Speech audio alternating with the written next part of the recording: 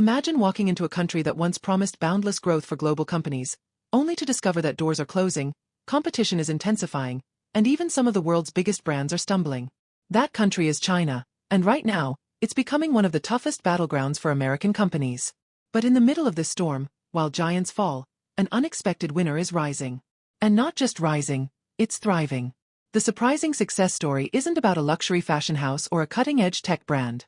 It's about a simple foam clog that has captured the imagination of a new generation in China. Yes, Crocs, shoes once mocked in the West, are becoming a cultural phenomenon among China's Gen Z. Let's dive deeper into how this happened, because it's more than just a story about footwear. It's a blueprint for how foreign brands can survive and even flourish in a rapidly changing Chinese market. In recent years, some of the most powerful American brands have faced sharp declines in China.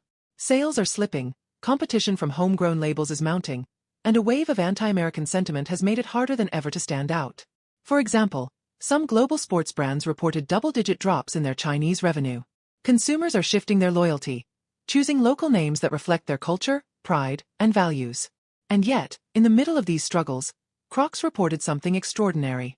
Its revenue in China grew by more than 30% in a single quarter, while at the same time, its sales in North America fell by over 6%. This wasn't just luck. It was the result of a carefully crafted strategy that zeroed in on the very heart of China's consumer landscape: the youth. China's Gen Z is unlike any previous generation. They're highly expressive, deeply digital, and constantly seeking ways to show individuality in a society that often feels structured and constrained. Crocs tapped into this energy with a powerful message. Globally, its slogan has always been, "Come as you are." But in China, that slogan was translated into a phrase that means, "Born to be free." That subtle shift was genius. To young Chinese consumers, it wasn't just a slogan. It was a call to embrace self-expression, independence, and authenticity. In a culture where creativity sometimes collides with conformity, the message resonated like a breath of fresh air. But slogans alone don't sell shoes. Crocs knew it had to go further. That's where personalization came in. The introduction of Jibbitz charms, small colorful accessories that can be attached to the shoes, turned each pair into a canvas for self-expression. Suddenly, these weren't just clogs. They were personality statements. Think about it.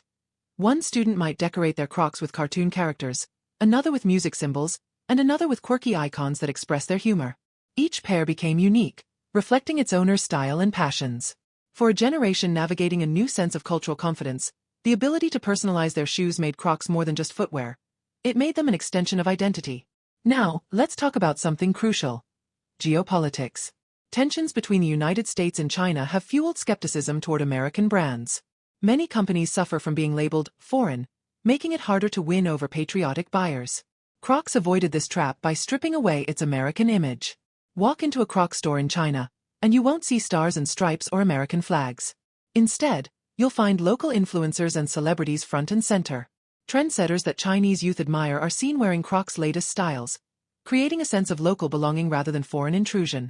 One standout product has been the platform clog, which young consumers see as both fashionable and comfortable, an alternative to traditional heels. Rather than being positioned as an American brand selling to China, Crocs rebranded itself as a style partner walking side by side with Chinese youth. And Crocs didn't stop there. It built bridges with local culture through collaborations with rising designers and streetwear brands. One Chinese-born designer with a futuristic aesthetic created a shoe that could transform into a knee-high boot with removable leather parts. Another collaboration with a quirky streetwear label introduced playful, bunny-themed designs that blended seamlessly into China's vibrant pop culture scene. Each collaboration wasn't just a product launch, it was a conversation with consumers. It said, "We hear you. We know what excites you. And we're creating with you, not just for you."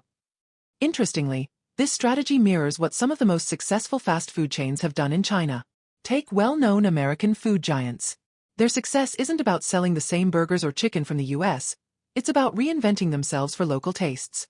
One fast food brand collaborated with a popular gaming company to create exclusive merchandise just for Chinese players. Another introduced flavors, snacks, and promotions that existed only in China. These moves showed deep cultural understanding, and the results are staggering. Thousands more outlets in China than in their home market, with plans to expand even further. The lesson here is crystal clear. The brands that thrive in China aren't the ones that shout the loudest about who they are. They're the ones that listen, adapt, and weave themselves into the fabric of Chinese life. The Chinese market moves at what many call China speed, a pace so fast that global brands often struggle to keep up. Trends rise and fall in the blink of an eye. What's popular today may be irrelevant tomorrow. That's why success isn't about chasing every trend, but about choosing the right ones, the ones that resonate with long-term values of the audience. For Crocs, that choice was individuality, self-expression, and cultural connection. By anchoring itself in these values, it didn't just survive in a market where others stumbled. It thrived. And perhaps the most fascinating part of the story is how something as simple as a foam clog became a symbol of belonging, creativity, and identity for millions of young people. It shows us that success in China, and in any global market, doesn't always come from power, size, or heritage. Sometimes, it comes from humility, adaptability, and the courage to let consumers write their own story. Because in the end, the brands that endure are the ones that don't just sell products.